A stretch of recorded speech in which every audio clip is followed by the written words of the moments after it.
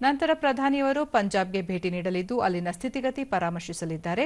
ಕೆಲವು ದಿನಗಳಿಂದ ಪಂಜಾಬ್ ಹಾಗೂ ಸುತ್ತಮುತ್ತಲಿನ ಪ್ರದೇಶಗಳಲ್ಲಿ ನಿರಂತರ ಮಳೆಯಾಗುತ್ತಿದ್ದು ಸಾಮಾನ್ಯ ಜನಜೀವನ ಅಸ್ತವ್ಯಸ್ತಗೊಂಡಿದೆ. ಸಂಸತ್ ಭವನದಲ್ಲಿಂದು ಉಪರಾಷ್ಟ್ರಪತಿ ಸ್ಥಾನಕ್ಕೆ ಮತದಾನ ಪ್ರಗತಿಯಲ್ಲಿದ್ದು ಲೋಕಸಭೆ ಮತ್ತು ರಾಜ್ಯಸಭೆಯ ಸದಸ್ಯರು ತಮ್ಮ ಹಕ್ಕು ಚಲಾಯಿಸುತ್ತಿದ್ದಾರೆ.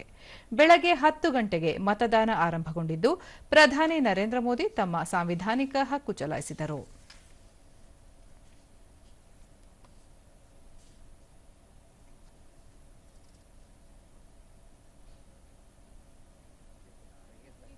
होती है।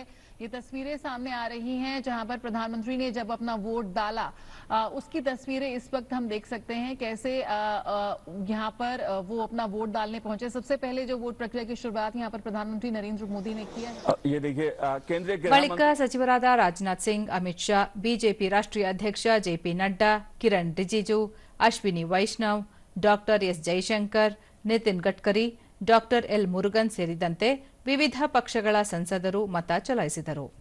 ಜೆಡಿಎಸ್ ವರಿಷ್ಠ ಮತ್ತು ಮಾಜಿ ಪ್ರಧಾನಿ ಎಚ್ಡಿ ದೇವೇಗೌಡ, ಲೋಕಸಭಾ ಸ್ಪೀಕರ್ ಓಂ ಬಿರ್ಲಾ, ರಾಜ್ಯಸಭೆ ಉಪಸಭಾಪತಿ ಹರಿವಂಶ್, ಎಐಸಿಸಿ ಅಧ್ಯಕ್ಷ ಮಲ್ಲಿಕಾರ್ಜುನ ಖರ್ಗೆ, ಕಾಂಗ್ರೆಸ್ ನಾಯಕಿ ಸೋನಿಯಾ ಗಾಂಧಿ, ಲೋಕಸಭೆ ಪ್ರತಿಪಕ್ಷದ ನಾಯಕ ರಾಹುಲ್ ಗಾಂಧಿ ಮತ ಚಲಾಯಿಸಿದರು.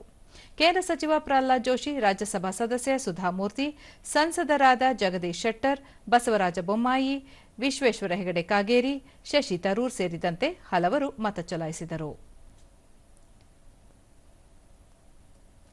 ಎನ್ಡಿಎ ಅಭ್ಯರ್ಥಿಯಾಗಿ ಸಿಪಿ ರಾಧಾಕೃಷ್ಣನ್ ಹಾಗೂ ಪ್ರತಿಪಕ್ಷಗಳ ಒಕ್ಕೂಟ ಇಂಡಿ ಅಭ್ಯರ್ಥಿಯಾಗಿ ನಿವೃತ್ತ ನ್ಯಾಯಮೂರ್ತಿ ಬಿ ಸುದರ್ಶನ ರೆಡ್ಡಿ ಸ್ಪರ್ಧಾಕಣದಲ್ಲಿದ್ದಾರೆ.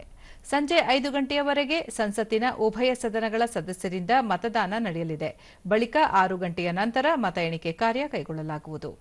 ಪ್ರಸ್ತುತ ಸಂಸತ್ತಿನ ಉಭಯ ಸದನಗಳ ಸದಸ್ಯರ ಒಟ್ಟು ಸಂಖ್ಯೆ 781 ಇದ್ದು ಗೆಲುವಿಗೆ 391 ಮತಗಳ ಅಗತ್ಯವಿದೆ. ಆಡಳಿತಾರೂಢ ಎನ್ಡಿಎ ಮೈತ್ರಿಕೂಟದಲ್ಲಿ 439 ಸಂಸದರಿದ್ದಾರೆ. ಪ್ರತಿಪಕ್ಷಗಳ ಒಕ್ಕೂಟದಲ್ಲಿ 324 ಸದಸ್ಯರಿದ್ದಾರೆ. ಇತರೆ ಪಕ್ಷಗಳ ಸದಸ್ಯರ ಸಂಖ್ಯೆ 18 ಇದೆ. ಜಗದೀಪ್ ಧನ್ಕರ್ ಅವರ ರಾಜೀನಾಮೆಯಿಂದ ತೆರವಾಗಿದ್ದ ಸ್ಥಾನಕ್ಕೆ ಚುನಾವಣೆ ನಡೆಯುತ್ತಿದ್ದು 17ನೇ ಉಪರಾಷ್ಟ್ರಪತಿ ಆಯ್ಕೆಗೆ ಮತದಾನ ನಡೆಯುತ್ತಿದೆ.